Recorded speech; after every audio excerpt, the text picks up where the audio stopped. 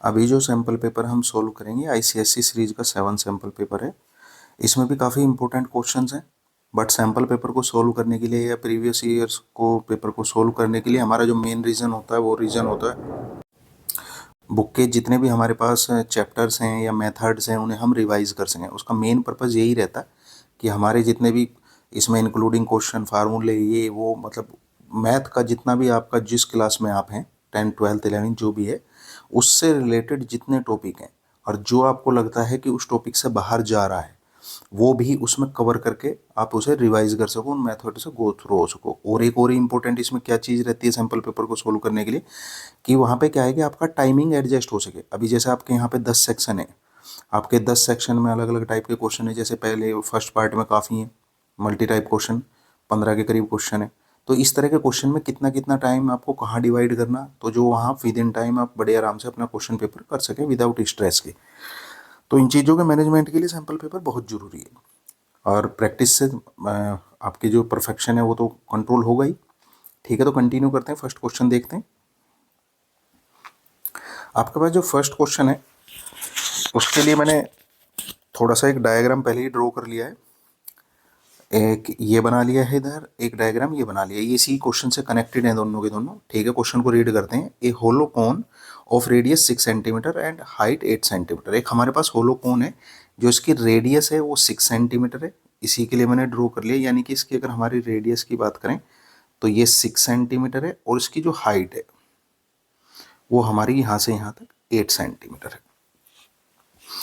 Is vertically standing at the origin. अब ये क्या है, वर्टिकली खड़ा हुआ है ओरिजन के ऊपर। आप ओरिजन इधर मान सकते थे, वैसे तो यहाँ पे इसे ड्रॉ करना था बट मैंने इसलिए नहीं किया कि अगर इसमें यहाँ खड़ा कर दूंगा या ऐसे ड्रॉ कर दूंगा तो आपको ये समझने में मुश्किल होती। आप ये मान लो कि ये जो ओरिजन है ये बीच में है, इसके वर्टिकली यहाँ पे इस पॉइंट पे ओरिजन है। Such that the vertex of the cone is at the origin. Vertices मतलब जो कोन का ये पॉइंट है यहाँ पे, ये वर्टिक्स ये कहलाएगा, बिल्कुल लास्ट वाला टिप, ये इस ओरिजन पे प्लेस्ड है। Some pipes are hanging around the circular base of the cone. अब कुछ पाइप इसके जो सर्कुलर कोन है इस पे हैंग किए हुए हैं। ठीक है, ये इस तरह है मान लो चारों तरफ। उस कहाँ गया, हाँ ठीक है। Then the total surface area found by the figure will be. अब इस सारी जो भी कंडीशन है इसके बाद जो हमारे पास शेप फॉर्म हुई है उसका टोटल सरफेस क्या होगा। पहले तो ये समझना जरूरी है कि हमारी शेप क्या बनी। जब हमने पाइप या रोड जो भी है यहाँ पे इस पे हैंग किए है लटकाई, तो पूरे सर्कुलर बेस पे सर्कुलर जो ऊपर इसका टॉप है उस पर लटकाना पड़ेगा। तो ऐसा ही एक हमारा बिल्कुल लटकाते ही नीचे सर्कुलर बेस बनेगा, सेम एज इट इज। अगर आप देख पा रहे होंगे रोड से जो कवर हो रहा पूरा एक सर्कुलर बेस कवर होगा, तो यानी कि हमारे पास एक सिलेंडर बन जाएगा। अब ये पूछ रहा हमारे से टोटल सरफेस एरिया। अब टोटल सरफेस एरिया के लिए कि हमें यहाँ समझना है एक सिंपल सी चीज कि जो ये शेप बनी है वो कुछ इस तरह की बनी है। एक सिलेंडर क्रिएट हो गया और उसके अंदर एक होलो कोन है हमारा। होलो कोन का मतलब अगर मैं इसे थोड़ा सा यहाँ से इसकी चीज को ये हटा दूं तो कुछ इस तरह का एक होलो कोन, और बाहर का जो आउटर स्पेस है वो सिलेंडर का। अभी इसने मेरे से इसमें टोटल सरफेस एरिया पूछा है, तो टोटल सरफेस एरिया के लिए मुझे क्या करना है, यहाँ पे थोड़ा सा एक हम इसके सॉल्यूशन को समझ लेते हैं पहले कि हमें करना क्या क्या है। Total surface area of the shape या फॉर्म्ड शेप, जो हमारी शेप बनी है उसका टोटल सरफेस एरिया। अब टोटल सरफेस एरिया क्या होगा इसका, एक तो इस सिलेंडर का सरफेस एरिया, क्योंकि हमारे जो वो रोड हमने हैंग की थी उससे हमारा एक सिलेंडर क्रिएट हुआ, सिलेंडर का सरफेस एरिया प्लस कोन, जो ये होलो कोन है क्योंकि अंदर का पार्ट तो अपना सरफेस रखता ही है, ये इसका सरफेस एरिया। इन दोनों को निकाल के हम प्लस कर देंगे, बस ये यहाँ पे हमें निकालना है। अब इसके लिए हमें सबसे पहली चीज इनके फार्मूले लिखने पड़ेंगे। यहाँ पे सिलेंडर का सरफेस एरिया होता है 2πr/h और कोन का सरफेस एरिया होता है हमारा πr/l। अब मेरे पास यहाँ पे r भी अवेलेबल है, h भी अवेलेबल है। हाइट कौन सी होगी, सिलेंडर की हाइट वही हो जाएगी जो हमारे कोन की हाइट है, बट मेरे पास यहाँ l अवेलेबल नहीं है तो मुझे l निकालना पड़ेगा। l निकालने का सिंपल तरीका क्या होता है, कोन में आप इसे अगर यहाँ से एक परपेंडिकुलर इसका मिला दें तो मेरे पास जो ये स्लैंट हाइट है, यानी कि कोन की, अगर मेरा कोन ये है ऐसे उसकी रेडियस दे दी 6 और उसकी हाइट दे दी है 8। तो ये जो तिरछी हाइट है, इस लेंथ हाइट है, इसी लेंथ को, इसी को हाइट को हम एल बोलते हैं, डिनोट करते हैं एल से, और यही मुझे निकालनी है पाई आर एल। यहाँ एल की जो जरूरत है वो ये हाइट है। यहाँ पे पाइथागोरस थ्योरम लग जाएगा, तो पाइथागोरस थ्योरम में यहाँ पे सोल्व होकर क्या आएगा, एल स्क्वायर इजिकल टू हो जाएगा 8 स्क्वायर प्लस 6 स्क्वायर। तो किसके बराबर होगा, लगभग 100 के। 8 का आएगा 64, 6 का आएगा 36, दोनों को प्लस करेंगे 100, और एल बराबर आ जाएगा मेरा 10। जब 10 का स्क्वायर करेंगे, स्क्वायर से स्क्वायर होकर कंपेयर में हट जाएगा, एल आ गई 10। यानी कि मेरे पास अब सब कुछ अवेलेबल है। आर गिवन है कितनी 6, एच गिवन है कितनी 8, और एल हमने अभी निकाल ली, वो है मेरे पास 10। तो अब इस क्वेश्चन को सोल्व कर लेते हैं, बाकी कुछ बचा नहीं है। दोनों में से पाई आर कॉमन आ गया। जब भी किसी इस तरह के क्वेश्चनों को सोल्व करो, जहां तक कॉमन आ सके पहले कॉमन ले लो, बाद में वैल्यू पुट करो। पाई आर हमारे पास कॉमन आ गया, अंदर बच गया 2h प्लस एल। पाई की जगह 22/7, वैल्यू कुछ बताया नहीं है 3.14 या कुछ भी। वैसे 22/7 की बजाय आप यहाँ 3.14 लो। ऐसा क्यों, वो इसलिए क्योंकि सारा मल्टीप्लाई ही करना, मल्टीप्लाई करना ज़्यादा आसान है डिवाइड के मुकाबले। रेस्ट्रिक्शन कुछ है नहीं कि क्या लेना, क्योंकि इसने कुछ दिया नहीं है। अभी मेरे पास आर कितनी है 6 है, एच है मेरे पास 8, और एल मैंने अभी निकाल ली 10। तो 3.14 इंटू 6 और इंटू 8 2 जा 16, 16 और हमारा ये हो गया कितना 10, तो 26। अब जब हम इनकी आपस में मल्टीप्लाई करेंगे तो हमारे पास मल्टीप्लाई करके कितना आएगा वो देख लेते हैं।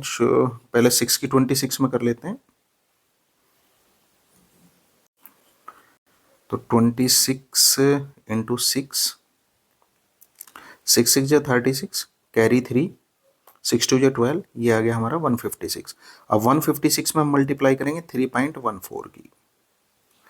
4 से 6 में मल्टीप्लाई की, 4 6 जा 24, कैरी 2, 4 5 जा 20, 22, फिर कैरी 2, 4 1 जा 4 और 4 2 6 2 4।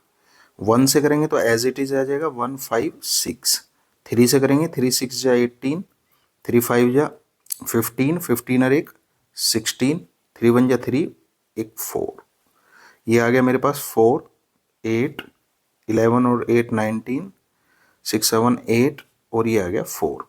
दो के पास डिजिट के पॉइंट है तो मेरे पास वैल्यू आ गई 489.84 आंसर। इसका सी ऑप्शन, डी ऑप्शन जो है हमारा ये करेक्ट है। नेक्स्ट क्वेश्चन है B part, the sum of a number as its square is 20। Language है, समझना बहुत जरूरी है लैंग्वेज को। ये इसमें क्या बोल रहा है यहाँ पे, the sum of a number, एक नंबर का सम एज इट्स स्क्वायर, और उसका स्क्वायर इज 20। यानी कि एक नंबर को हमने सम करना है। अगर मैं लेट कर लूं, late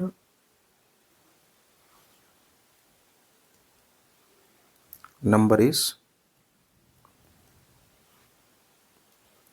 x, then according to question x plus x square, वो as it is its square, उसका स्क्वायर कितना है, सम करते ही 20 के बराबर। अब इसे सोल्व कर लो। ये हो गया कुल मिला के एक्स स्क्वायर प्लस एक्स, 20 इधर आ गया तो माइनस का हो गया, एक सिंपल सी क्वाड्रेटिक इक्वेशन बन गई। मल्टीप्लाई होकर 20 आ जा और आपका माइनस होकर 1 आ जा, तो ऐसे क्या हो जाएंगे 5 4 जा 20, एक्स स्क्वायर प्लस के 5x माइनस के 4x माइनस के 20, 5 और 4 वापिस अगर माइनस कर दूँ तो सिंपल एक x रह जाएगा। यानी कि मैंने चेंज कुछ नहीं किया है यहाँ पे। x इन दोनों में से कॉमन आ गया तो x प्लस 5, यहाँ से माइनस के 4 कॉमन आ गया तो x plus 5 is equal to 0। दोनों ब्रैकेट सेम है तो ब्रैकेट कॉमन आ गया, x प्लस 5 और यहाँ पे रह गया x minus 4 is equal to 0। One time जब हम एक दफ़े इस 0 के साथ x प्लस 5 को लेंगे तो मेरी वैल्यू आएगी x माइनस 5, और दूसरी वैल्यू आ जाएगी जब x माइनस 4 को लेंगे तो x इज इक्वल टू 4। अभी यहाँ पे हमें जो आंसर है वो देखना हमारे क्या क्या आगे, -5 और 4, डी मेरा ऑप्शन करेक्ट आएगा यहाँ पे।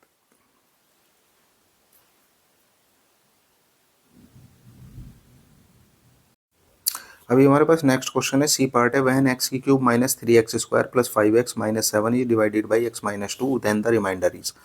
हमें इसको डिवाइड करना है x माइनस 2 से, एक्स, ये जो हमारे पास पोलिनोमियल है इसको डिवाइड करना x-2 से, और हमें बताना है कि डिवाइड करके हमारे पास रिमाइंडर क्या बचेगा। डिवाइड का मतलब है कि आप x की वैल्यू निकाल के इसमें पुट कर दें यहाँ से, इससे, और जो आएगा वही हमारा रिमाइंडर होगा। अगर ये इसका फैक्टर होता तो इसे सोल्व करते हुए 0 आना था, अगर ये इसका फैक्टर नहीं है तो कुछ ना कुछ 100% रिमाइंडर आएगा। तो सोल्व करते हैं। पोलिनोमियल मेरे पास गिवन है कितना, पी एक्स है बराबर एक्स की cube minus 3x² plus 5x-7, और अकॉर्डिंग टू क्वेश्चन क्या कह रहा है वो है कि x-2 से मुझे उसे डिवाइड करना है तभी रिमाइंडर मिलेगा। डिवाइड का सिंपल तरीका है x-2 को 0 को इक्वल टू रखो, वैल्यू आ गई निकल के मेरे पास x की 2। अब ये जो x की वैल्यू 2 आई है ये पोलिनोमियल में इसमें शिफ्ट कर दो यहाँ पे, तो p2 मेरा कितना आएगा, 2 की क्यूब माइनस 3 2² प्लस 5 2 माइनस के 7, 2 की क्यूब करेंगे तो 8 आ जाएगा, माइनस यहाँ पे 2 का स्क्वायर करेंगे 4 होगा, 4 की 3 में मल्टीप्लाई होगी तो 12 हो जाएगा। अभी 5 2 जा 10 और माइनस के 7, प्लस का 8 है प्लस के 10 है तो जुड़ के होगी 18, माइनस का 12 है माइनस के 7 है तो होगी माइनस के 19। कुल मिला के 18 में से माइनस के 19 हम जब सब्ट्रैक्ट करेंगे तो माइनस का 1 आएगा, यानी कि मेरे पास जो रिमाइंडर आया है पोलिनोमियल के लिए वो 1 आया है। अगर ये रिमाइंडर 0 हो जाता, मतलब यहाँ पे इक्वल टू 0 आ जाता, तो इट मीन्स x-2 इसका फैक्टर हो जाता, बट यहाँ पे रिमाइंडर है -1, जो हमारा एक आंसर है वो है ऑप्शन सी।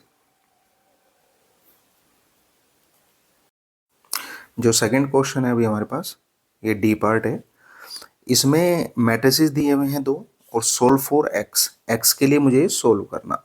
2 मैट्रिसेस हैं, x के लिए मुझे सोल्व करना। सोल्व फॉर x का मतलब है कि जहाँ पे भी आपका x है उसकी वैल्यू निकालनी। इसे थोड़ा सा ये समझ लो कि आपका जो ये पार्ट है यहाँ पे, यहाँ तक क्वेश्चन का हिंट है और उसके बाद क्वेश्चन की वैल्यूज यहाँ पे है।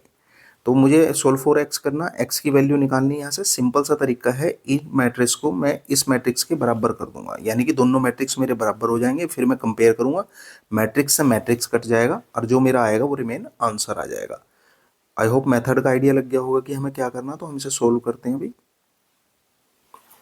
सॉल्यूशन है हमारा, गिवन है मेरे पास 8 के साथ एक मैट्रिक्स से मल्टीप्लिकेशन, प्रोडक्ट में है तो ऐसे ही लिखेंगे हम उसे। दूसरा है मेरे पास x के प्रोडक्ट में एक मैट्रिक्स, वो है 48 32 8 और 28, बट मैं 48 को ऐसे भी लिख सकता हूँ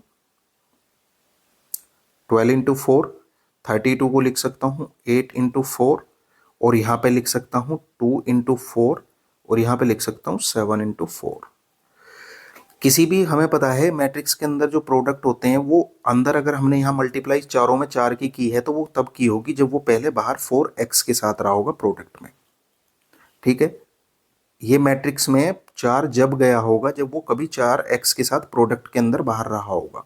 यानी कि अगर मैं कहूँ मेरे पास कोई एक मैट्रिक्स है 2a b c d, तो इसका मतलब है इस 2 की मल्टीप्लाई सभी में होगी, इसका प्रोडक्ट ऐसे ही सोल्व होगा। मैं इसे लिख सकता हूँ 2a 2b 2c और 2d।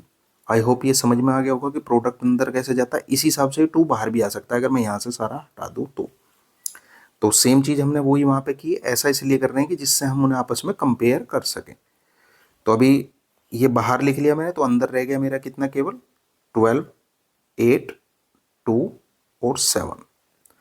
अब यहाँ पे 8 है मेरे पास लेफ्ट साइड में जो चल रहा है।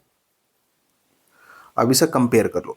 कंपेयर करने का मतलब होता है कि सारी एक जैसी चीज़ हट जाएंगी, जो अलग अलग हैं वही रहेंगी। एक जैसी चीज़, ये मैट्रिक्स दोनों सेम है तो एक दूसरे से कैंसिल हो गए, तो मेरे पास रह गया 8 इज इक्वल टू 4x, और 4 से 8 डिवाइड हो गया 2 टाइम्स, तो मैं कह सकता हूँ कि x की वैल्यू जो है वो 2 है। ये आंसर है। आई होप समझ में आ गया होगा। नेक्स्ट है हमारे पास द सम ऑफ सीरीज। एक सम ऑफ सीरीज दे दी है और ये 30 टर्म्स तक जा रही है।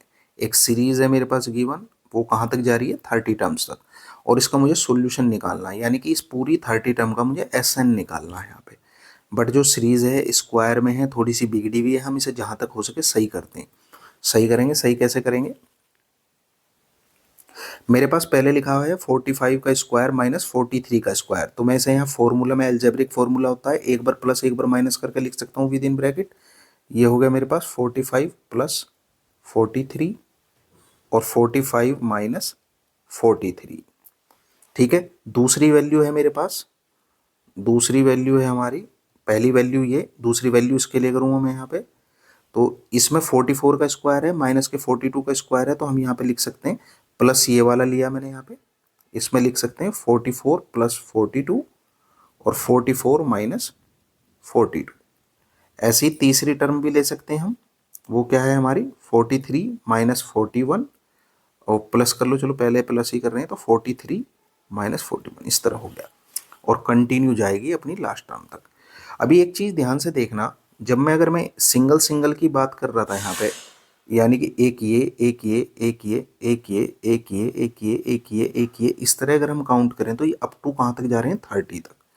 बट जब हमने दो दो ले लिए हैं, एक टर्म में हमने दो टर्म को एक टर्म में बदल दिया, ये मेरी पूरी एक टर्म है यहाँ से यहाँ तक, तो मेरी दो टर्म एक टर्म में बदल गई, तो टोटल जो 30 थे वो कितने में चेंज हो जाएंगे 15 में, यानी कि मेरी जो टर्म्स हैं अब वो 15 रहेगी। कैसे, अभी से और सोल्व करते हैं, थोड़ा सा और समझ में आएगा। 45 को 43 में प्लस किया तो हो गया मेरा 88, और यहाँ पे प्रोडक्ट में है उसके साथ 45 में से 43 गया 2, प्लस दूसरी वैल्यू है मेरे पास 44 में 42 प्लस किया तो 86 और मल्टीप्लाई में है उसके साथ 2, क्यों, क्योंकि 44 में से 42 माइनस हो गया, प्लस 43 में 41 प्लस किया तो 84 और वही 43 में से 41 माइनस हुआ, प्रोडक्ट में है 2। यानी कि मैं देख रहा हूँ एक चीज़ यहाँ पे कि 2 लास्ट तक जा रहा है सभी के साथ, हर टर्म में 2 मेरे पास अवेलेबल है। तो क्या मैं 2 को बाहर कॉमन ले सकता हूँ? बिल्कुल ले सकता हूँ, जब सभी टर्म में है। तो इसमें से 2 बाहर निकल गया तो बचा केवल 88, यहाँ से भी 2 बाहर निकल गया तो बचा मेरे पास 86, इससे भी 2 बाहर निकल गया 84, 84 के बाद 82 आया होगा, कहाँ तक जाना है अप टू 15 टर्म तक। ठीक है, 15 टर्म है टोटल। अभी मेरे पास जो जो चीज़ अवेलेबल है वो देख लो। अब पहली टर्म होगी मेरी ये तो हो गया मेरा 88, डिफरेंस कितना रहेगा, जब 86 में से 88 को माइनस करेंगे तो माइनस के 2 मेरा डिफरेंस आ गया। टोटल टर्म कितनी है मेरे पास 15 थी 30, पर मैंने दो दो टर्म को एक टर्म में बदल दिया, तो दो दो बदली है 30 में से, तो 15 टर्म टोटल रहेगी। अब मुझे यहाँ पे निकालना SN, क्योंकि इसने मेरे से सम ही पूछा है, n का सार होगा, तो SN का फार्मूला लगा लो। SN बराबर होता है n/2 2a plus n-1 into D. ठीक है, SN किस पे लगना है, यहाँ पे लगना है इस पूरे ब्रैकेट पे, जिसके बाहर 2 ऑलरेडी कॉमन चल रहा, तो ये कुछ इस तरह लगेगा S15 2 ब्रैकेट के बाहर कॉमन है, अंदर फार्मूला है तो n की जगह 15/2 2a है मेरा 88 प्लस n है मेरा 15 माइनस के 1 और d मैंने निकाला था माइनस का 2 मेरा आया था डिफरेंस। 2 से 2 यहाँ पे कट गया है, 88 की 2 में मल्टीप्लाई करेंगे तो 15 एज इट इज, 88 की 2 में मल्टीप्लाई करेंगे तो 8 2 जा 16 और 8 2 जा 16 यानी कि 176 प्लस 15 में से 1 गया 14 और 14 की 2 में मल्टीप्लाई की तो माइनस के 28। अभी मेरे पास यहाँ पे रह गया 15 और 176 अंदर है और उसके साथ है माइनस का 28।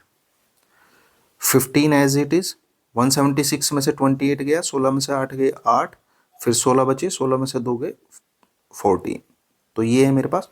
अब 148 की 15 में मल्टीप्लाई करनी है मुझे, 5 8 जा 44, 5 4 जा 20, 24, 5 1 जा 5, 5 2 7, 1 की 148 एज इट इज आ गया, 0 6 और 7 और 4 1 2 और 2, ये आ गया मेरा 2260 है, नहीं ये 2 रहेगा, सॉरी यहाँ 2 है, तो ये आ गया मेरा 2220, ये मेरा आंसर है, यानी कि ए वाला जो ऑप्शन है इसमें करेक्ट है। नेक्स्ट क्वेश्चन है हमारे पास, एक रिकरिंग डिपॉजिट अकाउंट है हमारा, उसमें 1200 रुपये हर महीने जमा हो रहे हैं और उसकी जो मैच्योरिटी वैल्यू निकल कर आई है वो 12,440 रुपये है। If the rate of the interest is 8%, अगर 8% उसका रेट ऑफ इंटरेस्ट है, और इंटरेस्ट है जो कैलकुलेटेड होता है end of every month. RD account के अंदर कभी ये डाउट मत रखना कि एंड ऑफ एवरी मंथ या कुछ ऐसा लिख के देते तो उसके जो फार्मूले हैं उसे ही अप्लाई करना, उसमें चक्कर में मत पड़ना बिल्कुल भी।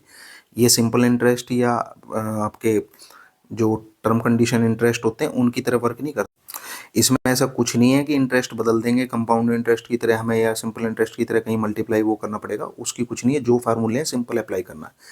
Then find the time of the recurring deposit account. अब यहाँ पे हमें इस मैच्योरिटी वैल्यू में कितना टाइम लगा होने में उसकी वैल्यू निकालनी है, यानी कि एन निकालना कुल मिला के। तो मैच्योरिटी वैल्यू सॉल्यूशन करते हैं इसको। सबसे पहले मेरे पास एम वी गिवन है, कितना है 12440, जो गिवन है वो लिख लो। पी हमारे पास गिवन है 1200। पूरा फार्मूला बेस्ड क्वेश्चन है, आपको फार्मूला याद होना चाहिए तभी आप इसे कर पाओगे। रेट है 8% और एन मुझे यहाँ पे निकालना। तो एम वी का फार्मूला हमारे पास क्या है, एम वी के हमारे पास दो फार्मूले हैं, या तो आप यहाँ पे इंटरेस्ट वाला लगा लो अगर ये आपको इंटरेस्ट दे देता तो, बट यहाँ पे इंटरेस्ट नहीं दिया है तो जो नॉर्मल इनसे रिलेटेड फार्मूला है इन्हीं वेरिएबल में कवर होने वाला वही हम लगाएंगे। तो वो है P N plus P N into N plus 1 into R 12 into 2 into 100। ये हमारा फार्मूला है एम वी का। वैल्यू पुट कर दो सभी की 12440। पी की वैल्यू क्या है, पी एन हम चलो पहले कॉमन ले लो इन दोनों में से, हमारा पी एन कॉमन आ गया तो अंदर रह गया 1 प्लस एन की वैल्यू है हमारे पास नहीं पता तो जू की तू, और यहाँ पे आर की वैल्यू है 8 गिवन है, डिवाइड में है हमारे पास कितना 12 इंटू 2 इंटू 100। 8 से देख लो जो डिवाइड होता हो हमारा, ये हो गया 2 4 जा और ये हो गया 4 3 जा। तो कुल मिला के मेरे पास यहाँ पे जो आ गया लेफ्ट साइड में चल रहा है 12440, राइट साइड में पी एन की वैल्यू पुट कर दो। पी की वैल्यू तो हमें पता ही है, पी ये है 1200, एन मुझे नहीं पता तो एन एज इट इज, और ब्रैकेट में मेरे पास जो है वो बचा हुआ वो रिमेन लिख दो, वो है 1 एन प्लस 1, यहाँ पे रह गया कितना 300। ठीक है, अभी सोल्व कर लो। 0 से 0 कट रही है यहाँ पे, 12 से नहीं 2 से काट लो, 2 6 जा 12, अरे एक ये 0 नीचे रख लो नहीं तो बाद में ध्यान नहीं रहेगी, और ये 2 से कट गया, 2 6 जा 12, 2 2 जा 4, 2 2 जा 4, एक दफ़े और कट जाएगा, 30 टाइम्स हो गया, 2 3 जा 6 और 1 1। अभी वहाँ पे 1 करके एलसीएम ले लेंगे, जो लिखा बचा हुआ है उसे लिखते हैं 311 इज इक्वल टू 30। यहाँ पे 300 एलसीएम आ गया तो ये हो गया 300 प्लस एक इसके साथ एन भी है यहाँ पे N, 300 plus N plus 1 divide में हो गया 300, 30 से कट गया 30 के 1 टाइम्स, यानी कि यहाँ पर रह गया 1 और मेरे पास रह गया कुल मिला के 3110। ये 10 की मल्टीप्लाई होगी इस वाले में, इधर आके इधर बचा एन के अंदर मल्टीप्लाई कर दी, तो एन के अंदर मल्टीप्लाई की तो 300 और 1 जुड़ के हो गया 301, तो ये हो गया मेरे पास 301 एन प्लस एन स्क्वायर। सारों को एक तरफ लिख लो, ये कुल मिला के हो गया मेरे पास नहीं पहले एन स्क्वायर लिखेंगे, तो ये हो गया हमारा एन स्क्वायर प्लस 301 एन, और यहाँ पे ये 3110 माइनस का हो गया इनके पास आके, तो कुल मिला के बचा। अब एक नॉर्मल क्वाड्रेटिक इक्वेशन है, ऐसे फैक्टर चाहिए मल्टीप्लाई होकर आ जाए 3110 और प्लस होकर आ जाए 301।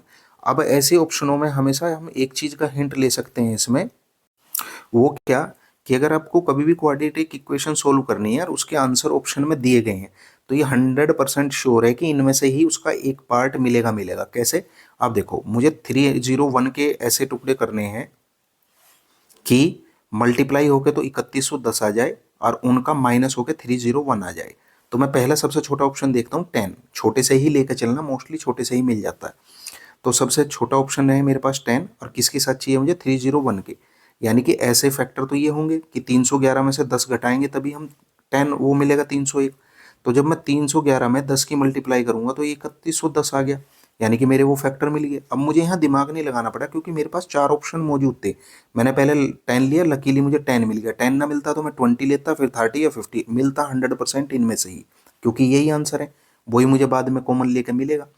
तो ऑप्शन में से ही आंसर पिक कर लेना, ज़्यादा उसमें सर्च करने के में टाइम वेस्ट मत करना। तो हमारे फैक्टर हो गए 311n और माइनस के 10n, इधर हो गया 3110 इज इक्वल टू 0। कॉमन आ गया n, अंदर बचा n प्लस 311 और यहाँ पे माइनस के 10 कॉमन आ गया, अंदर बचा n+311 इज इक्वल टू 0। फिर दोनों ब्रैकेटों में से दोनों टर्म में से एक ब्रैकेट कॉमन आ गया हमारा जो एक जैसा है, और अंदर बचा जो रिमेन n-10। जब हम इस ब्रैकेट को 0 के इक्वल रखेंगे तो मेरी जो वैल्यू निकल कर आएगी वो आएगी n इज इक्वल टू -311। और जब हम दूसरे वाला ब्रैकेट 0 के इक्वल टू रखेंगे तो मेरी n की वैल्यू आएगी 10। अब हमें यहाँ समय बताना, समय कभी माइनस में नहीं होता, तो हमारी जो वैल्यू होगी वो मानी जाएगी, कंसीडर होगी 10। यही आंसर है। नेक्स्ट क्वेश्चन है हमारे पास, through the mid point m of the CD side CDA of a parallelogram ABCD। एक पैरेललोग्राम है ABCD, मैंने पहले ही ड्रॉ कर रखा थोड़ा समय बचाने के लिए। मान लो ये हमारा पैरेललोग्राम है ABCD। अब इसमें जो CD साइड है उसके ऊपर एक मिड पॉइंट है M, यहाँ मिड पॉइंट है मान लो हमारा M। अब इसने आगे क्या कहा, the line BM is drawn intersecting AC। जो BM है वो AC को इंटरसेक्ट कर रही है, यानी कि मैं AC को मिला लेता हूं यहाँ पे एक बार। AC लाइन है मेरी, ये यहां से यहां तक मैंने सब मिला लिया, और जो ये लाइन है ये इसे इंटरसेक्ट कर रही है। ठीक है, जो उसने कहा मैंने लिख लिया। अभी आगे इसने मार्किंग भी करवाई है इसकी। इसने इसको जो जहां पे टच कर रही है वो पॉइंट दिया है L, AC पे एट L के अंदर, यानी कि मेरा ये पॉइंट हो गया L। AD produced at E। अब AD को और आगे प्रोड्यूस करना, इस लाइन को और आगे तक प्रोड्यूस करना E पॉइंट तक। The value of EL। अब वैल्यू ऑफ EL का मतलब है यानी कि वो यहां तक आएगी हमारी E जो प्रोड्यूस होगी। ठीक है, मैं से पहले प्रोड्यूस कर लेता हूं तभी समझ पाओगे ये कहना क्या चाह रहा है। ये कह रहा है कि इस लाइन को वहां तक प्रोड्यूस करो जहां वो इससे इसे मिले आगे। तो कुल मिला के मेरे पास ये है जो स्ट्रक्चर आया, और ये पॉइंट है आपका E, यहां पे E। ठीक है, अभी इसने कहा यहाँ पे लास्ट में, the values of EL and area AEL। Values of EL तो मेरी एक साइड होगी यहां से लेके यहां तक की, और एरिया ट्राइंगल AEL का ट्राइंगल, यानी कि ये वाला बड़ा, ये वाला एरिया, इस ट्राइंगल का एरिया और ये वाली साइड आर रेस्पेक्टिवली। यहाँ पे एक बहुत इंपॉर्टेंट वर्ड है रेस्पेक्टिवली। रेस्पेक्टिवली का मतलब है कि हमें EL के तो अगेंस्ट अलग निकालना कि EL किसके साथ क्या रिलेशन रखती है, और एरिया का रिलेशन अलग निकालना। रेस्पेक्टिवली का मतलब होता है अलग अलग, इसका अलग और इसका अलग, जो आए वही हमारा आंसर है। ठीक है, अब मुझे जो क्लियर पता चल गया कि मुझे क्या करना, तो इसे सोल्व करते हैं। सबसे पहले इस क्वेश्चन को सोल्व करने से पहले हम एक काम करेंगे यहाँ पे, कि मेरे पास जो ये ट्राइंगल है ये वाला, और एक ये जो ट्राइंगल है, इसमें मैं रिलेशन क्रिएट करूंगा।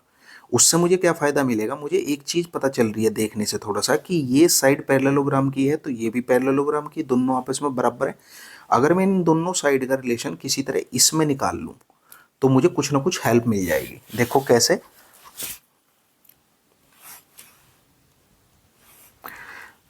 एक सेकेंड, मुझे ये हटाना पड़ेगा जो मैंने मार्किंग की है। ठीक है, ये एंगल इस एंगल के बराबर है क्योंकि दोनों वर्टिकली अपोजिट है, यानी कि मैं कह सकता हूं कि मेरे पास एंगल EMD बराबर है किसके, एंगल CML के। ये एंगल इस एंगल के बराबर है। ठीक है, ये एंगल इस एंगल के बराबर है यहां से लेके यहां तक। ठीक है, क्योंकि मैं जो फिलहाल बात कर रहा हूं इस ट्राइंगल की कर रहा हूं।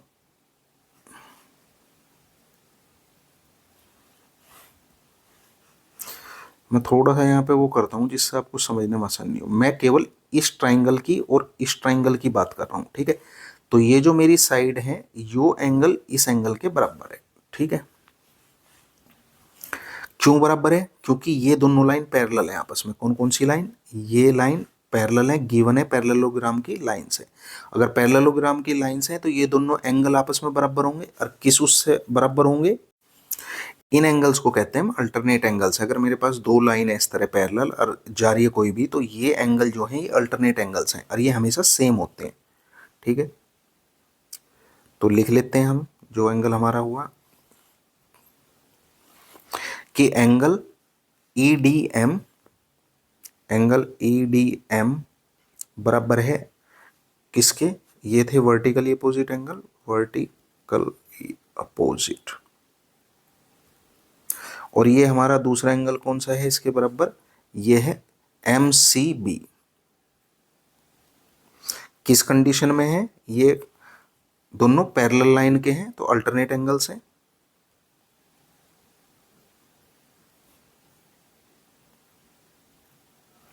तीसरी चीज, ये लाइन इस लाइन के बराबर है, ये लाइन इस लाइन के बराबर है, क्यों, क्योंकि M मिड पॉइंट है, DM बराबर है हमारा MC के, और किस वजह से, M मिड पॉइंट है, गिवन है M मिड पॉइंट है तो लाइन को बीच में से ही डिवाइड कर रहा होगा, यानी कि ये लाइन बराबर है। अब आप देखो कि एक लाइन और उस पर दोनों एंगल, एक लाइन और उस पर दोनों एंगल हमारे एक जैसे हैं, तो ऐसी कंडीशन में हम कह सकते हैं कि ट्राइंगल EDM और ट्राइंगल EDM तो हमारा हो जाएगा BCM, दोनों के दोनों कॉन्ग्रुएंट है। ठीक है, किस प्रॉपर्टी से, ये है साइड एंगल एंगल प्रॉपर्टी से। तो ये ट्राइंगल और ये ट्राइंगल हमारा कॉन्ग्रुएंट हो गया। जब ट्राइंगल कॉन्ग्रुएंट हो गया तो सारी साइड बराबर, सारे एंगल बराबर, सारी साइड का मतलब ये साइड बराबर है इसके, इसलिए हम कह सकते हैं ED साइड बराबर है किसके, BC के। और जब ED BC के बराबर है और BC पैरेललोग्राम होने की वजह से AD के बराबर है, BC बराबर है AD के, क्यों, पैरेललोग्राम की साइड से। तो हमारा कुल मिला के ED बराबर BC और BC बराबर हो जाएगा AD, यानी कि ये तीनों साइड बराबर आ गई। ये नया रिलेशन मेरे पास आ गया। अब पहली कंडीशन को देखते हैं हम क्या कर सकते हैं। पहली कंडीशन कौन सी, इसने पूछा था मेरे से EL, मुझे EL निकालना यहां से लेके यहां तक। ये ट्राइंगल की साइड है किसकी, इस बड़े वाले ट्राइंगल की। मैं इस बड़े वाले ट्राइंगल को अब सिमिलर प्रूव करूंगा इस छोटे वाले ट्राइंगल से। उसके लिए मुझे अभी ये हटाना पड़ेगा थोड़ा सा, मैं इसे रब कर लेता हूं। इन दो बड़े ट्राइंगल की बात हो रही है, कौन कौन से की, ये वाले, ये पूरा बड़ा ट्राइंगल और ये ट्राइंगल छोटे वाला। यहाँ पे इन दो ट्राइंगल को अब हम आपस में सिमिलर प्रूव करेंगे, क्योंकि हमारा जो डाटा है जो हमें चाहिए अकॉर्डिंग टू क्वेश्चन वो इन्हीं के अंदर है। तो मैं कौन कौन से ट्राइंगल की बात कर रहा हूँ, मैं कर रहा हूँ AEL, ट्राइंगल AEL और ट्राइंगल BCL। हमारा एंगल E बराबर है एंगल B, एंगल E बराबर एंगल B के, क्यों है, एंगल E बराबर है हमारा एंगल B के, दोनों अल्टरनेट अपोजिट एंगल है, पैरेलल लाइन के ऊपर ही है, अल्टरनेट एंगल है।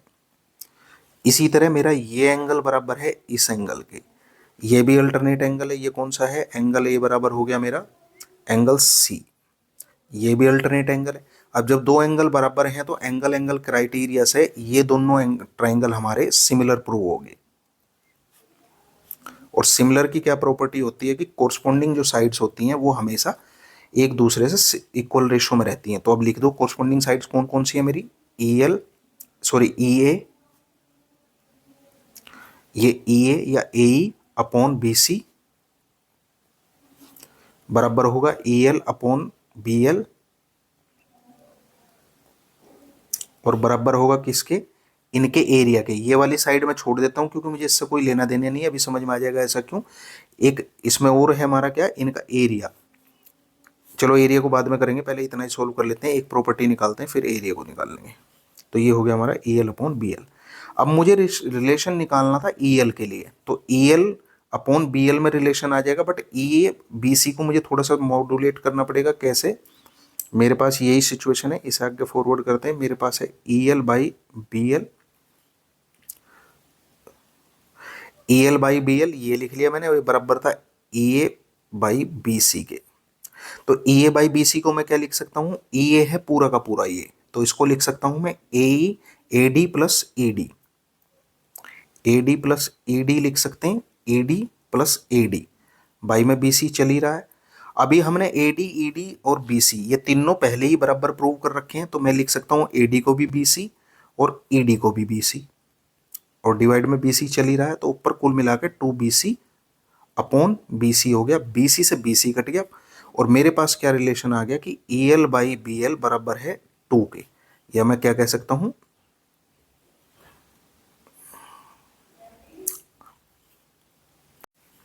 इसे लिख सकते हैं हम EL by BL is equal to 2, या मैं लिख सकता हूँ EL बराबर 2BL। तो मेरा जो पहला रिलेशन आया EL के साथ वो 2BL है, ये वाला। तो मेरा ऑप्शन और कहीं ऐसा है नहीं, तो वैसे तो आंसर तो यही है, बट मुझे ये भी निकालना एरिया भी, तो एरिया के लिए भी देख लेते हैं। थोड़ा सा मैं स्पेस क्रिएट कर लेता हूँ पहले फटाफट, यहाँ पे कर लेते हैं। अब मुझे पता है कि कोरस्पोंडेंस साइड के साथ एरिया का स्क्वायर बराबर होता है, तो मैं वही लिख लेता हूँ EL बाई BL बराबर होगा इनके एरिया के, ये इनका स्क्वायर बराबर होगा इनके एरिया के स्क्वायर, उसके एरिया के रेशो के। तो ट्राइंगल AEL अपॉन हो जाएगा triangle AEL upon triangle BCL, BCL, और ये क्या है इनका एरिया। AL अपॉन BL मैंने अभी निकाल लिया, वो किसके बराबर है 2 के, यानी कि मैं लिख सकता हूँ 2/1 का रेशो। तो ये एरिया एज इट इज है इनका, यहाँ पे ट्राइंगल का एरिया है किसका AEL upon triangle BCL area. चलो एरिया इधर लिख लो। अभी यहाँ पे देखो, जब मैं इसका स्क्वायर करूंगा तो 4 हो जाएगा, और 4 इसके साथ मल्टीप्लाई में आ जाएगा। तो मैं कह सकता हूँ कुल मिला के ट्राइंगल एरिया, या एरिया, इसे थोड़ा सा ढंग से ही लिख लेते हैं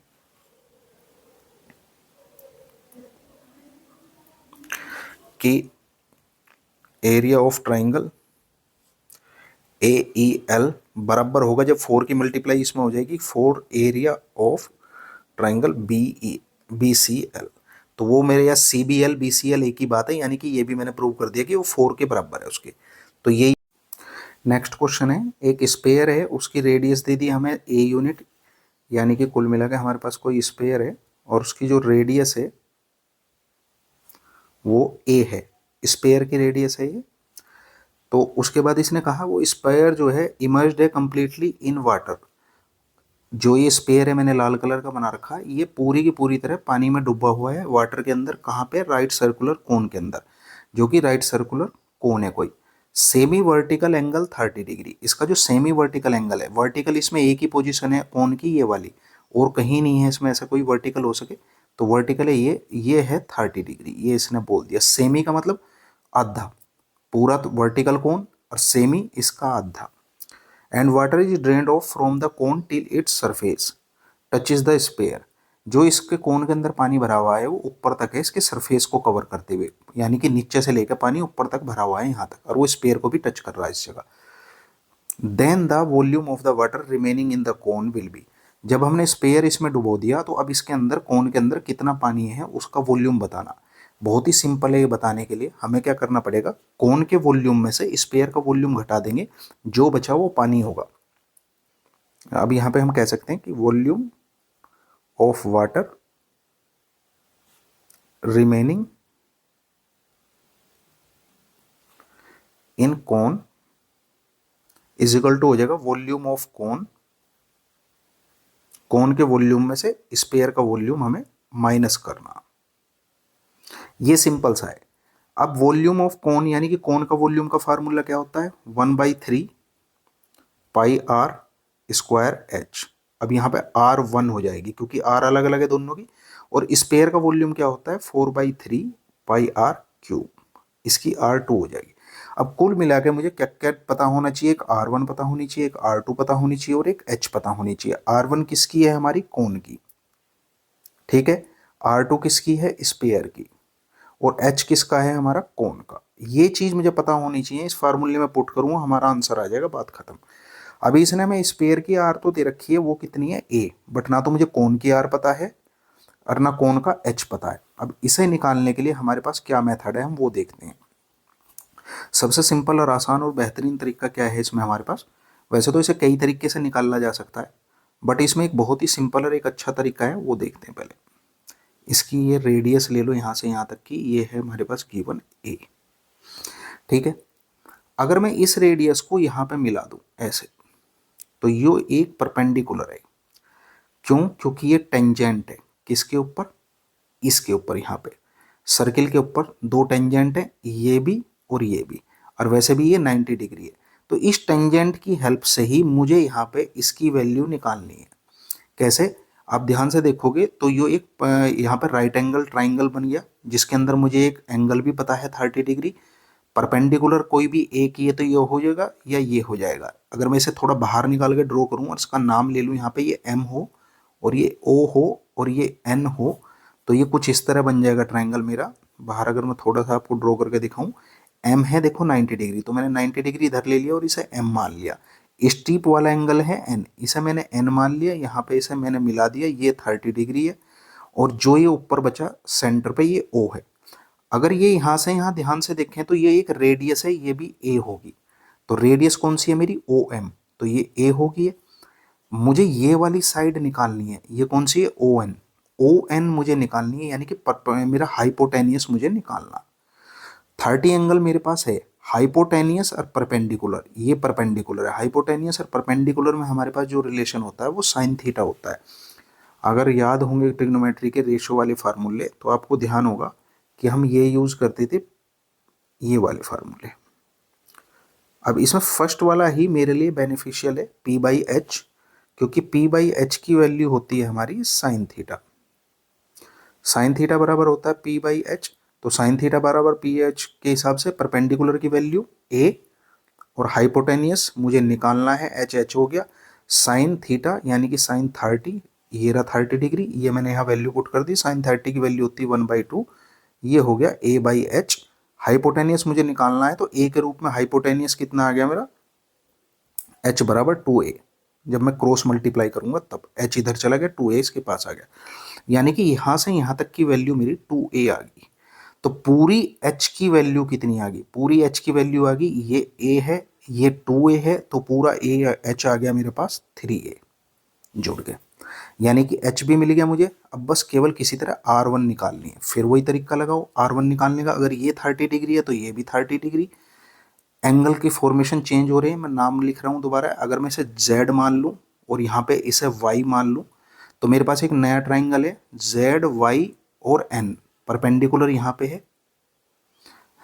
तो मैं इनके दोबारा फॉर्मेशन चेंज कर रहा हूँ उस छोटे ट्राइंगल में, क्योंकि वैल्यू तो चाहिए ही चाहिए मुझे। अब एक नया ट्राइंगल दोबारा बनाते हैं। ध्यान से देखना पड़ेगा, समझोगे तो चीज़ें समझ में आ जाएंगी, ज़्यादा टफ नहीं है।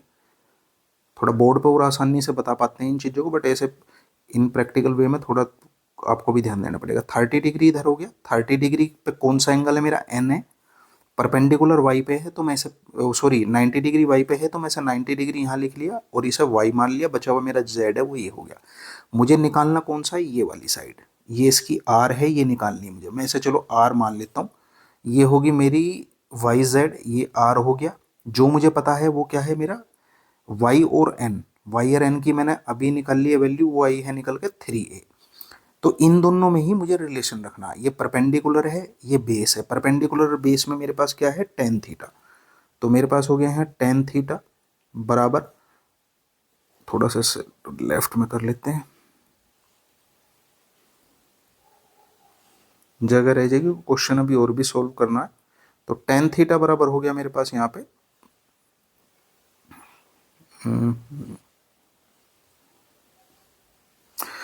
Is equal to P/B। ठीक है, परपेंडिकुलर अपॉन बेस। परपेंडिकुलर मेरा R है जो मुझे निकालना है, बेस मेरा 3A है, मैंने अभी निकाला है, और टेन थीटा यानी कि टेन थर्टी की वैल्यू होती है 1/√3। इधर हो गया R/3A। R is equal to हो गया 3A/√3। √3 से 3 कट जाएगा, √3 टाइम्स, तो R बराबर आ गया कुल मिला के मेरे पास यहाँ √3A। तो R की वैल्यू, इस वाले R की वैल्यू आ गई √3A। ये वैल्यू भी आ गई, ठीक है, यानी कि ये आया मेरा √3A। अब मैं वैल्यू पुट कर सकता हूँ, इसे आगे सोल्व कर सकता हूँ। अब इसे हम सोल्व कर लेंगे। जो मेरे पास ये स्टार्टिंग में वैल्यू थी, यहाँ पे सोल्व करते हैं। 1/3 दोनों में है, मैंने कॉमन ले लिया।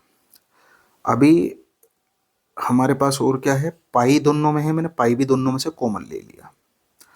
R1 अलग अलग है, R अलग है, तो बाकी सब अलग है, इन्हें मैं किसी को ले नहीं सकता, ये छोड़ दिए मैंने। तो मेरे पास अंदर बचा R1 का स्क्वायर। R1 क्या आई थी मेरी, R1 है √3A, यानी कि √3A का स्क्वायर, √3A का स्क्वायर। H है मेरा, H मैंने अभी निकाला, वो है 3A।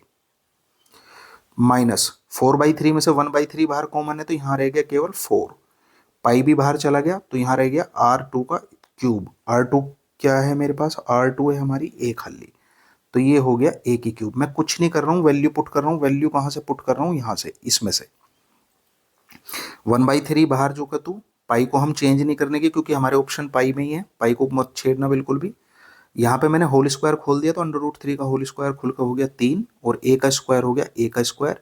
यहाँ पे बाहर भी मल्टीप्लाई में 3a as it is, 4a की क्यूब जो का तू 1/3 पाई ए की, ए का ए के उसमें ए स्क्वायर ए की मल्टीप्लाई करेंगे तो पावर आपस में प्लस हो जाएंगी, तो ये हो गया ए की क्यूब। 3 की 3 में मल्टीप्लाई की तो 9 माइनस के 4a की क्यूब 1/3। यहाँ पे 9a की क्यूब है, यहाँ पे 4a की क्यूब है, 9 में से 4 माइनस होगी तो मेरे पास बचा 5a क्यूब। अब इसे थोड़ा सा और ढंग से करके लिख देते हैं, कैसे, 5 को शुरू में लिख दो, न्यूमरिक वैल्यू एक साथ हो जाएंगी तो 5/3, उसके बाद पाई लिख दो और फिर बचा मेरे पास केवल a की क्यूब। अब 5/3 कहाँ है मेरे पास, 5/3 इसमें है, 5/3 इसमें है, पाई भी इसमें है, पाई भी है, a की क्यूब कौन से में, a में, तो मेरा ऑप्शन जो करेक्ट है वो क्या है, a है, ये वाला आंसर है। आई होप समझ में आ गया होगा। नेक्स्ट जो क्वेश्चन है हमारे पास प्रोबेबिलिटी का है। इसने कहा है एक नॉन लीप ईयर है हमारा। नॉन लीप ईयर का मतलब है कि एक ऐसा साल जिसमें 365 डेज हो। नॉन लीप ईयर का मतलब है 365 डेज। उसे में अगर कोई भी दिन रैंडमली सेलेक्ट किया जाए तो उसके हिसाब से 53 मंडे आने के कितने चांसेस हैं। पहले तो हमें ये पता चलना चाहिए कि 365 डेज में टोटल वीक कितने होते हैं, क्योंकि टोटल वीक पता चल गया तो उतने तो मंडे आएंगे ही आएंगे। उसके बाद देखेंगे 53 मंडे के लिए कितना बाकी रह गया। ठीक है, उसे निकालने के लिए सिंपल तरीका है, पहले 365 को एक वीक से डिवाइड करो। 365 टोटल डेज हैं, अगर मैं उसे एक वीक यानी कि 7 डेज से डिवाइड करूँ तो मेरे पास क्या आएगा, 7 5 या 35, 1 5 कैरी, 7 2 या 14 और रिमाइंडर बचा 1, यानी कि 52 मंडे तो कन्फर्म है। जब 52 हमारे पास वीक हैं तो 52 मंडेज तो आएंगे ही आएंगे, और उसके बाद बच जाएगा केवल एक दिन। अब उसने पूछा 53 मंडे, अब 52 तो आ गया कन्फर्म, तो इसके लिए तो प्रोबेबिलिटी का हमारे पास कोई इशू है नहीं। अब रहा एक दिन का, एक दिन है यानी कि फेवरेबल आउटकम मेरा कितना है, 1, और टोटल आउटकम कितने हैं, 7, यानी कि 7 दिन में से कोई सा भी आ सकता है, तो यही मेरी प्रोबेबिलिटी होगी। ठीक है, एक दिन है, मंडे हो या कोई भी हो पर सिंगल है, और 7 हमारा टोटल है, तो 1/7 हमारा आंसर हो गया। नेक्स्ट जो क्वेश्चन है हमारे पास मैट्रिसेस का क्वेश्चन है, पर इसमें एक चीज़ क्लियर है, थोड़ा ध्यान से देखना, वही इसका मेन सार है क्वेश्चन का, कि इसमें दोनों का बेस सेम है। यहाँ पे भी ए है, यहाँ पे भी ए, यानी कि मैट्रिक्स का जो बेस है वो सेम है। एक ए की वैल्यू दे दी है, यहाँ ए की एन है, तो मैं इसे कुछ ऐसे लिख सकता हूँ, ध्यान से देखो। जब बेस सेम हो तो उसका फ़ायदा लेना चाहिए सॉल्यूशन के लिए। मेरे पास है ए की पावर एन बराबर 5 की पावर 200 और 5 की 200, 0 0 है। ए के बराबर इसने दे रखा है मैट्रिसेस ये। अगर मैं इस मैट्रिसेस की मल्टीप्लाई करूं, यहाँ पे थोड़ा सा देखना ध्यान से, अगर हम इनके आपस में मल्टीप्लाई कर दें तो कुल मिला के मेरे पास क्या आएगा, नया मैट्रिक्स ए के बराबर आएगा 5 0 25 और 0, यानी कि 25 + 0 तो 25 और फिर 25। मैट्रिक्स की मल्टीप्लिकेशन आना चाहिए, तभी ये इजी पड़ेगा क्वेश्चन। तो ए बराबर आ गया कुल मिला के मेरे पास ये, तो मैं इसकी वैल्यू डायरेक्ट यहाँ पुट कर सकता हूँ। क्या, ए की जगह ये कहाँ से आया, इन दोनों का मल्टीप्लाई करने के बाद 25 25 0 0 और यहाँ n उसकी पावर जो का तो बेस सेम था, इसीलिए मैंने बेनिफिट लिया। करने के कई तरीके कैसे ही कर लो, चाहे ए को रख के कंपेयर करके कर लेना था, चाहे ऐसे कर लो, जैसे ये मेथड आपके मर्जी है। अब मैं इसे भी 25 के रूप में चेंज करूंगा। 25 के रूप में अगर यहाँ पावर चेंज करें तो 5 की 200 को हम लिख सकते हैं 25 की पावर 100, और इसे भी 5 की 200 को लिख सकते हैं 25 की पावर 100। कंपेयर करना है, यहाँ की पावर n है, यहाँ पे 100 है, तो मुझे ये 100 बाहर लेकर जाना पड़ेगा। कैसे, क्योंकि मैं कह सकता हूँ सबके पास पावर 100 है। यहाँ पे 0 पे भी 100 लिख लो, 0 पे भी 100 लिख लो, कोई फर्क नहीं पड़ता। और जब सारी पावर एक जैसी हो सभी की, तो हम लिख सकते हैं वो पूरे मैट्रिक्स की पावर है, यानी कि हम इसे ऐसा भी लिख सकते हैं कि ये पावर पूरे मैट्रिक्स पे, तो ये यहाँ पे ऐसे हो गया 25 और 25, 0 और 0, और ये n है। तो इस हिसाब से जब हम कंपेयर करेंगे तो मैट्रिक्स से मैट्रिक्स हट जाएगा, यहाँ रह जाएगा हमारे पास n बराबर 100।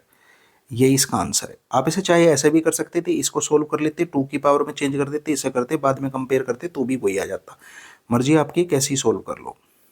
ये नेक्स्ट क्वेश्चन है हमारे पास, ये कोऑर्डिनेट्स गिवन है इसमें दिया है। Suppose P Q be a pole whose coordinates are P13 and 033 and A be the position of a man whose coordinate are 11। दो पॉइंट है P और Q या O जो भी है। पहला पॉइंट है P13, 1 यहाँ पे, 3 यहाँ पे, तो लगभग ये हो गया हमारा ये वाला, ये पॉइंट हो गया हमारा P, ये है 13। दूसरा कोऑर्डिनेट है हमारे पास 33, वो यहाँ पे हो गया 33, ये है O। और तीसरा एक जगह आदमी खड़ा है यहाँ पे, उसके कोऑर्डिनेट दे दिए 1 1, ये है 1 और 1। अगर मैं इसे इससे मिलाऊं, यहाँ पे आपस में कनेक्ट कर दें, उसके बाद if a pole makes an angle of elevation to the point A then the angle theta is. अब यहाँ पे ये कह रहा है कि if a pole makes an angle of elevation to the point A. Pole कहाँ पे है हमारा, पोल देखना पड़ेगा। Suppose P Q be a pole, P Q, ये पी क्यू ही कह रहा है सर, ये एक पोल है ये वाला। इस पोल से इस व्यक्ति पे कौन सा एंगल बन रहा है, जहाँ पे ये आदमी खड़ा है ए पॉइंट पे, यानी कि इस एंगल की बात कर रहा है। ये मेरे लिए हो गया थीटा, मान लिया हमने थीटा है। अभी यहाँ पे इसका एंगल निकालना, तो सिंपल सी बात है, कोऑर्डिनेट है तो पहले वैल्यू निकाल लो। पी से क्यू तक की दूरी कितनी होगी, 1 और 2, ये है मेरे पास 2। ध्यान से देख लो, डायरेक्ट ही समझ में आ रहा है, ज़्यादा परेशान होने की जरूरत नहीं है। पी से क्यू तक कितने हैं, 1 और 2, टोटल है 2 की डिस्टेंस। पी से ए तक की डिस्टेंस कितनी है, 2। ये डिस्टेंस मुझे नहीं पता, ये निकालनी पड़ेगी, पाइथागोरस थ्योरम लग जाए, क्योंकि ये 90 डिग्री है, पता चल रहा है क्लियरली, परपेंडिकुलर है बिल्कुल। अगर मैं इसे पाइथागोरस थ्योरम से निकाल लूँ, पर मुझे जरूरत नहीं है इसलिए मैं निकाल नहीं रहा, मुझे थीटा निकालना है। तो थीटा के लिए मेरे पास क्या है, देखो एक ट्राइंगल है, ट्राइंगल कुछ इस तरह का है, परपेंडिकुलर पे P है तो मैंने P बना लिया, यहाँ पे जो पिन पॉइंट है उस पर A है तो A लिख दिया, और ये मेरा Q है। ये मुझे 2 पता है, ये 2 पता है। अब मुझे ये वाला थीटा निकालना है, यहाँ पे ए नहीं, ये नहीं निकालना, मुझे निकालना था ए वाला। तो इसे थोड़ा सा घुमाना पड़ेगा, चेंज हो गया मामला। इसे एक बार थोड़ा सा चेंज कर देते हैं। क्या करते हैं, ट्राइंगल दोबारा ड्रॉ कर लेते हैं। ए निकालना है तो ए को नीचे रखते हैं, ये ए हो गया, ये मेरा ए है यहाँ पे। ये मुझे निकालना, परपेंडिकुलर तो सेम ही रहेगा, वो पी है, और ये क्यू पहुँच गया, ये 2 है, ये 2 है। अभी थीटा निकालना है, थीटा निकालने का परपेंडिकुलर और बेस में हमारे पास क्या होता है, पी बाई बी, ये होता है टेन थीटा। टेन थीटा बराबर हो गया P by B. Trigonometric ratio का फार्मूला लगा रहा हूँ, बहुत ही ईजी और बहुत ही अच्छा है। पी है मेरे पास 2, बी बेस भी मेरा 2 है, 2 से 2 कट गया, आ गया 1, और किसके बराबर है, टेन थीटा के। टेन थीटा, थीटा निकालना है तो 1 की वैल्यू भी टेन थीटा में ही रख लो, 10 में ही रख लो, वो होती है टेन 45, क्योंकि कंपेयर करूंगा तो 10 से 10 हट जाएगा, तो थीटा बराबर आ गया 45। बहुत बार निकालने होंगे पहले भी ऐसे, तो 45 वैल्यू आ गई हमारी थीटा की यहाँ पे। दूसरा क्वेश्चन क्या है, also if we shift the origin at 1 1। अगर जो ओरिजिन है 1 1 का, वो हम शिफ्ट कर दें ओरिजिन पे, सॉरी जो 1 1 है ये इस ओरिजिन पे शिफ्ट कर दें, then the angle theta is. तो एंगल में क्या फर्क पड़ेगा थीटा के, ये इसने हमारे से पूछा है। If we shift the origin 1 1 1 1 then the angle theta is. इससे कोई फर्क नहीं पड़ेगा, अगर ओरिजिन आपका इधर भी आ रहा है तो इससे क्यों नहीं फर्क पड़ेगा। आप देखो जब ये मूव करेगा ओरिजिन इसके साथ, तो ये पूरी लाइन और ये लाइन एक साथ मूव करेगी, यानी कि ये जो ओरिजिन है लगभग हमारा यहाँ तक शिफ्ट हो जाएगा। ऐसे ओरिजिन है ये वाला पॉइंट, तो ये लाइन एक चलेगी तो ये भी एक चलेगी, यानी कि कुल मिला के हमारे एक्स एक्सिस और वाई एक्सिस एक साथ मूव होंगे, तो दोनों 1 1 चलेंगे, तो 1 1 चलने से कोई भी चेंज नहीं होगा, तो थीटा रिटेन रहेगा 45 पे। नेक्स्ट क्वेश्चन है, फ्रॉम ए पॉइंट ओ, एक कोई पॉइंट ओ है, वो 13 सेंटीमीटर अवे है सेंटर से ऑफ ए सर्किल। एक सर्किल है, उसका सेंटर है यहाँ पे, और उससे कुछ दूरी पे है 13 सेंटीमीटर पे एक ओ ये यानी कि यहाँ से यहाँ तक है 13 सेंटीमीटर, और इसी से एक टेंजेंट डाला गया है पी क्यू, यहाँ पे एक पी क्यू टेंजेंट है, ये पी हो गया टू द सर्किल्स, और वो है 12। अब हमें रेडियस बतानी है इस सर्किल की, ठीक है, रेडियस बता देंगे, कोई दिक्कत नहीं है।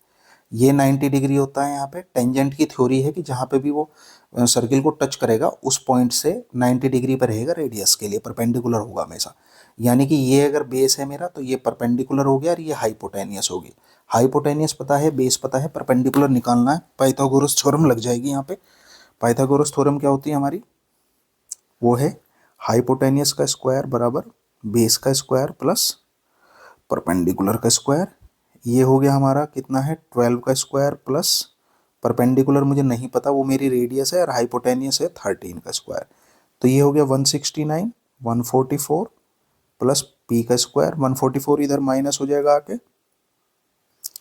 पी स्क्वायर ये हो गया 36 is equal to P square. 36 को लिख सकते हैं 6 का स्क्वायर बराबर है पी स्क्वायर के, या पी बराबर आ गया 6। तो रेडियस मेरी आ गई यहाँ पे 6। मेन कंसेप्ट वही है कि ये पता होना चाहिए कि टेंजेंट हमेशा 90 डिग्री बनाता है, जब वो अपने पॉइंट से परपेंडिकुलर उस पर रेडियस पर टच करेंगे तो परपेंडिकुलर होगा हमेशा।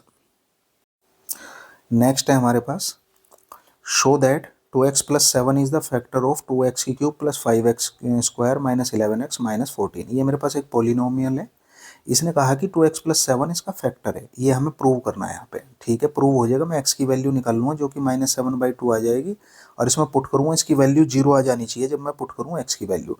फिर हम कह सकते हैं वी कैन से दैट कि 2x plus 7 is the factor of ये 2x की क्यूब इसका।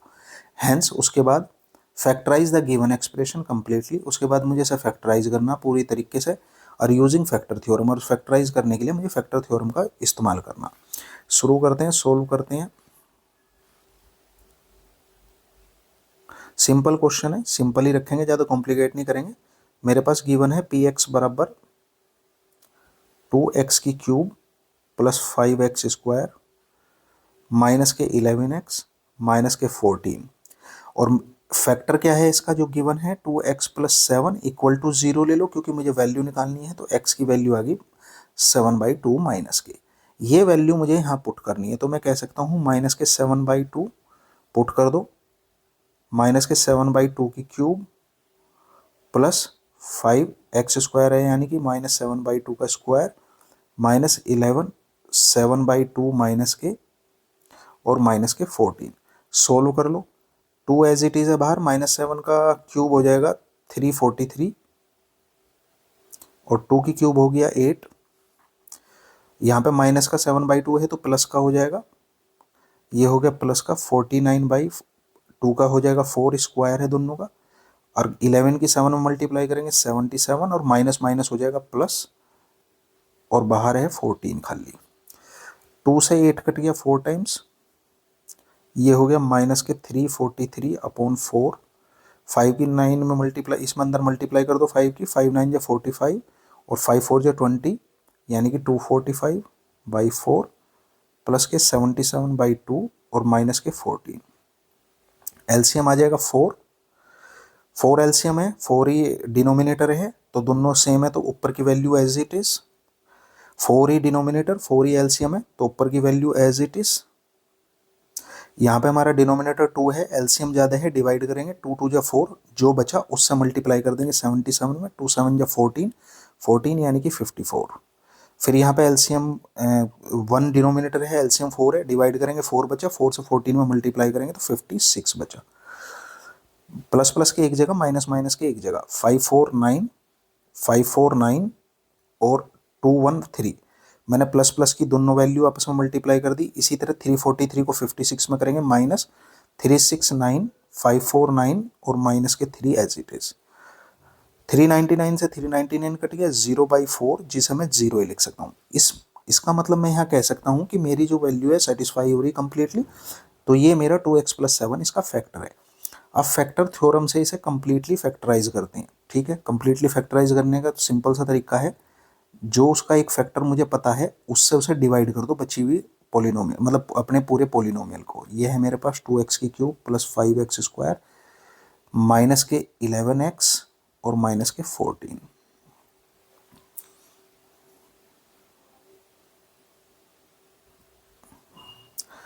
मुझे करना क्या है कि डिवाइड करते हुए ऐसी वैल्यू से यहाँ मल्टीप्लाई करनी है कि जो सेम यहाँ पे है सेम आ जाए। बिल्कुल सेम का मतलब सिंबल भी सेम और ये भी सेम। प्लस का 2x की क्यूब लानी है, प्लस का ही यहाँ है तो मुझे यहाँ पे प्लस की वैल्यू रखनी है। x क्यूब है, यहाँ खाली x है तो मैं स्क्वायर से मल्टीप्लाई करूँगा, तो मेरा हो गया 2x स्क्वायर। थोड़ा सा कलर और अच्छा सा कर लेता हूँ, ये ठीक है। 2x स्क्वायर और फिर 7 की जो ये यहाँ पे लेंगे इसकी मल्टीप्लाई इन दोनों में होगी। पहले 2x में हुई तो 2x स्क्वायर, फिर 7 में हुई तो प्लस के 7x स्क्वायर। अब क्या होगा, अब जो यहाँ पे सिंबल है उसका जस्ट सिंबल उल्टा कर दो, यानी कि ये भी माइनस का और ये भी माइनस का। तो 2x की क्यूब से तो 2 सॉरी यहाँ जब स्क्वायर से मल्टीप्लाई की तो क्यूब आया था। 2x की क्यूब से तो 2x की क्यूब कट गया। 5x स्क्वायर में से माइनस के 7x स्क्वायर माइनस किया तो माइनस के 2x स्क्वायर बचा। यहाँ पे माइनस के 11x माइनस के 14, जो बचा वो मैंने रिमेन एज इट इज उतार दिया। अब वही सेम दोबारा करेंगे। मुझे यहाँ पे 2x स्क्वायर चाहिए बिल्कुल एज इट इज ऐसा ही, और वो भी माइनस का। तो मुझे यहाँ पे इस 2x में ऐसी किस चीज़ की मल्टीप्लाई करूँ जो माइनस के 2x स्क्वायर आ जाए। मैं यहाँ पे माइनस के x से अगर मल्टीप्लाई कर दूंगा तो यहाँ पे 2x स्क्वायर आ जाएगा, तो मैं इसलिए यहाँ लेता हूँ माइनस का x। माइनस के x से इस पूरे में मल्टीप्लाई करूँ, माइनस के x से 2x में मल्टीप्लाई की तो मेरे पास आ गया माइनस का 2x स्क्वायर। माइनस के x से 7 में मल्टीप्लाई की तो मेरे पास आ गया माइनस के 7x। फिर वही इनके सिंबल उल्टे करो पहले डील करने से पहले। तो मेरे पास प्लस का तो 2x स्क्वायर हुआ, वो उससे कट गया, और प्लस का 7x है, माइनस का 11x, तो मेरे पास बचा माइनस का 4x। माइनस के 14 पीछे x कैरी होगी। अभी दोबारा मुझे एक ऐसी वैल्यू चाहिए जो 2x में मल्टीप्लाई करके माइनस के 4x आ जा। तो मैं यहाँ पर माइनस के 2 रख दूंगा। माइनस के 2 से 2x में मल्टीप्लाई की तो माइनस के 4x, माइनस के 2 से 7 में मल्टीप्लाई की तो माइनस के 14। उल्टे सिंबल करो, यानी कि ये इसे कंप्लीटली सेटिस्फाई कर रहा है, तो मेरी आगे वैल्यू 0। तो नया जो इस फैक्टर से अलग इसमें से बचेगा डिवाइड देके वो मेरे पास ये है। अब इसे सोल्व कर लो, क्वाड्रेटिक इक्वेशन है। क्वाड्रेटिक इक्वेशन सोल्व करने का मेथड इजी है ही। यहाँ पे सोल्व कर लेते हैं। हमारे पास जो वैल्यू आई है ये है एक्स स्क्वायर माइनस के एक्स माइनस के 2। ऐसे फैक्टर मल्टीप्लाई होके तो 2 आ जा और घट के 1 ही आ जा, तो ऐसे हो जाएंगे 2 और 1, तो 2x प्लस के x माइनस के 2। x कॉमन लिया तो x माइनस 2, प्लस का 1 कॉमन लिया तो x माइनस 2। दोनों में से x माइनस 2 ब्रैकेट कॉमन लिया तो मेरे पास रह गया x माइनस 2 x प्लस 1। यानी कि ये जो फैक्टर आए हैं वो ये इस इक्वेशन के आए हैं, और एक फैक्टर मेरे पास ये था तो मुझे वो भी इसके साथ लिखना पड़ेगा। तो फाइनल मेरा जो फैक्टराइज होकर आया वो क्या है, ये दो तो ये और एक ये जो पहले स्टार्टिंग में मुझे एक पता था जिससे ब्रेक होकर क्वाड्रेटिक इक्वेशन मिली, ये इसका फाइनल आंसर। नेक्स्ट जो क्वेश्चन है हमारे पास वो ट्रिग्नोमेट्री का है। लेफ्ट हैंड साइड लेंगे, राइट हैंड साइड ले आएंगे। ऐसे क्वेश्चनों में 99% आप कोशिश करो पूरी जो भी आपकी लेफ्ट साइड है उसे साइन कोस में चेंज करने की। वैसे भी हमारे राइट साइड की जो लानी है वैल्यू वो साइन कोस में। अगर ये साइन कोस में ना भी लानी होती तो आप 99% केसेस में ऐसा ही करो, साइन कोस में चेंज कर लो। कोई रेयर चांस ही होगा जब साइन कोस में आपका सोल्व नहीं हो पाएगा। तो मेरे पास लेफ्ट साइड को ले लेता हूँ मैं। LHS है मेरी sine theta upon 1 minus cot theta. Sine cos में चेंज करने का मतलब है कि मैं इस कोट थीटा को चेंज करूँगा, plus cos theta upon 1 minus tan theta. और यहाँ पे इस टेन थीटा को चेंज करूँगा क्योंकि ये ऑलरेडी साइन कोस है, इन्हें छेड़ने का नहीं हो। तो ये हुआ मेरा साइन थीटा अपॉन में 1 minus cos theta upon sine theta, plus यहाँ पे कोस थीटा है वो एज इट इज ये 1 माइनस टेन थीटा को लिख सकता हूँ मैं साइन थीटा अपॉन कोस थीटा। साइन कोस में चेंज कर लिया, एलसीएम ले लो दोनों बोथ साइड में, तो यहाँ पे ऐसे ही रहेगा साइन थीटा।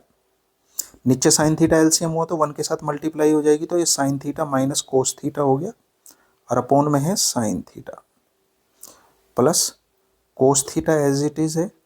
कोस थीटा की 1 में मल्टीप्लाई होगी तो हमारे पास रह गया कोस थीटा माइनस के sine theta upon cos theta. ये थर्ड में है, यहाँ पे मल्टीप्लाई में आ जाएगा, ये इसके पास मल्टीप्लाई हो जाएगा। तो साइन थीटा के पास मल्टीप्लाई हुआ तो साइन स्क्वायर थीटा, नीचे sine theta minus cos theta as it is. यहाँ पे कोस थीटा की कोस थीटा में हुई तो कोस स्क्वायर थीटा, नीचे cos theta minus sine theta है। मुझे इसके साइन रिवर्स करने हैं, साइन को पहले लिखना है और कोस को बाद में। यानी कि जो प्लस का था वो माइनस का, जो प्लस का था जो माइनस का था वो प्लस का। देखो प्लस का कोस थीटा था वो माइनस का कर दिया, और जो माइनस का था वो प्लस का कर दिया। तो इसे करने के लिए मुझे क्या करना पड़ेगा, ये जो प्लस है ये यहाँ माइनस करना पड़ेगा। ये सिंबल रिवर्स किया तो इनके सिंबल रिवर्स हो गए। अभी sine square theta as it is, नहीं एज इट इज क्या, दोनों का एलसीएम सेम है तो एक एलसीएम करके लिख दो, sign theta minus cos theta, LCM कह रहा हूँ, दोनों के डिनोमिनेटर सेम है तो एक एलसीएम करके लिख दो इन्हें। ऊपर रह गया sine square theta minus cos square theta. Sine square theta cos square theta को लिख सकते हैं हम sine theta plus cos theta, A square minus B square का फार्मूला ओपन हो गया इससे, एक बार जोड़ना एक बार घटाना, और नीचे है मेरे पास sine theta minus cos theta.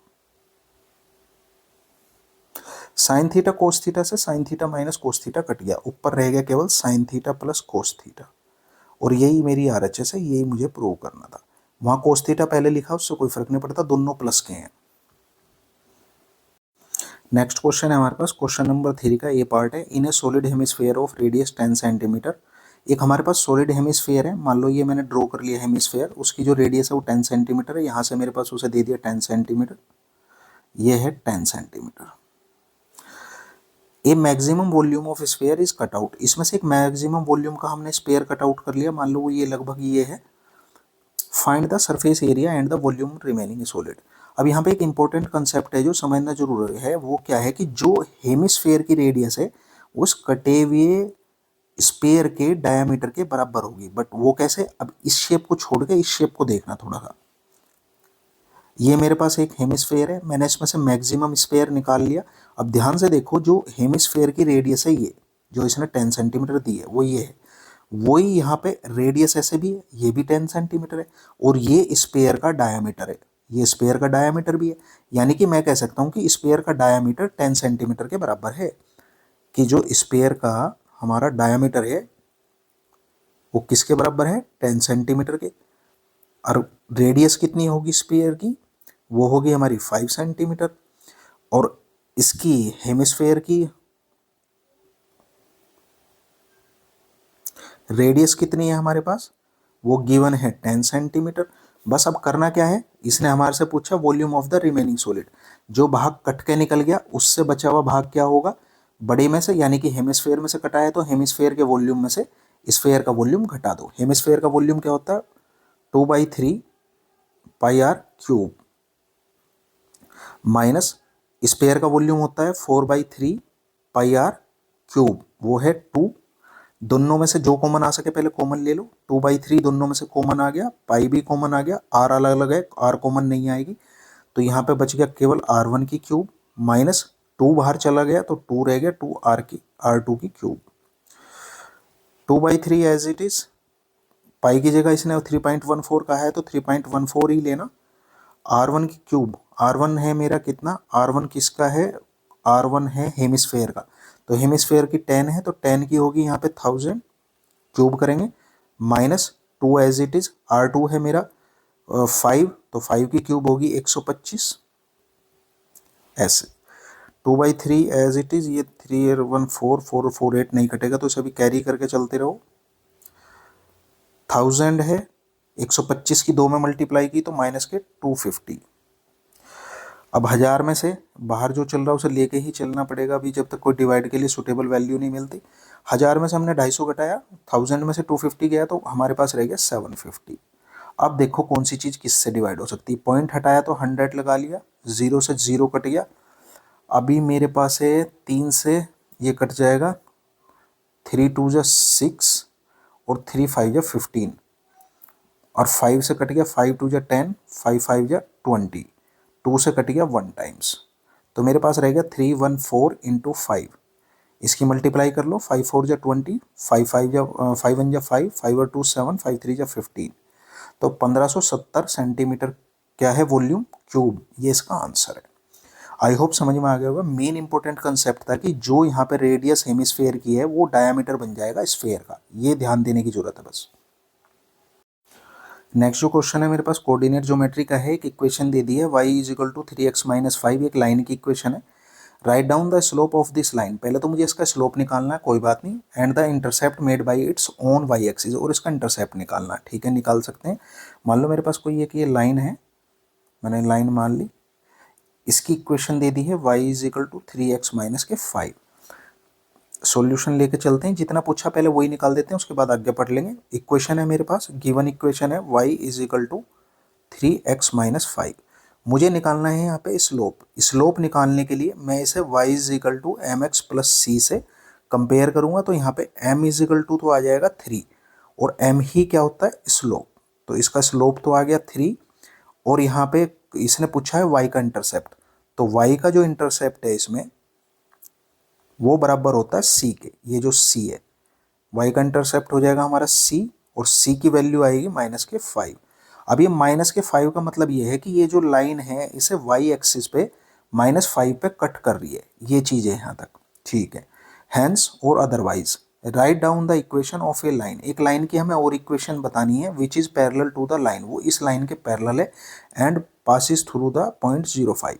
मान लो एक लाइन और है, इसके पैरेलल जा रही है ऐसे, और उस पर एक पॉइंट है, कहीं कोऑर्डिनेट है 0 और 5, ठीक है। किसी भी लाइन का इस तरह जब हम उसकी इक्वेशन क्रिएट करते हैं तो हमें उसमें एक कोऑर्डिनेट की रिक्वायरमेंट होती है और उसके स्लोप की रिक्वायरमेंट होती है। स्लोप होता है यहाँ पे m। इस लाइन की जो हमें स्लोप मिला है वो उस लाइन का स्लोप है m is equal to 3। Slope हमें मिल चुका है, पॉजिटिव है, और जब भी दो लाइन पैरेलल हों तो उनके स्लोप में एक रिलेशन बनता है कि अगर मैं इसे m1 मान लूँ और इसे m2 मान लूँ तो पैरेलल लाइन का slope always will be equal. Parallel line के जो स्लोप होते हैं हमेशा इक्वल होते हैं, ठीक है, वो हमेशा इक्वल होंगे। मीन्स m1 बराबर है m2 के, यानी कि m2 बराबर भी हो गया 3। अगर m1 3 था तो m2 बराबर भी 3। स्लोप मिल गया, कोऑर्डिनेट पता है, इससे इक्वेशन का फार्मूला है हमारे, वो इक्वेशन का हाँ फार्मूला ही बोल लेंगे, फार्मूला है y minus y1 is equal to m x minus x1। अब यहाँ पे y1 और x1 ये कोऑर्डिनेट हैं जो गिवन है 0 और 5, ये x1 हो जाएगा, ये y1 हो जाएगा। तो y माइनस y1 मेरा 5 है, माइनस का 5 खाली 5 है, इज इक्वल टू m मैंने भी निकाला 3 है, ये m2 जो निकाला था इसके लिए slope x as it is रहेगा, x1 यहाँ पे 0 है तो 0 हो जाएगा। तो मेरी इक्वेशन आ गई y माइनस 5 3x माइनस 0। और ढंग से करना तो इसे हम लिख सकते हैं y माइनस 3x बराबर 5, ये आंसर है।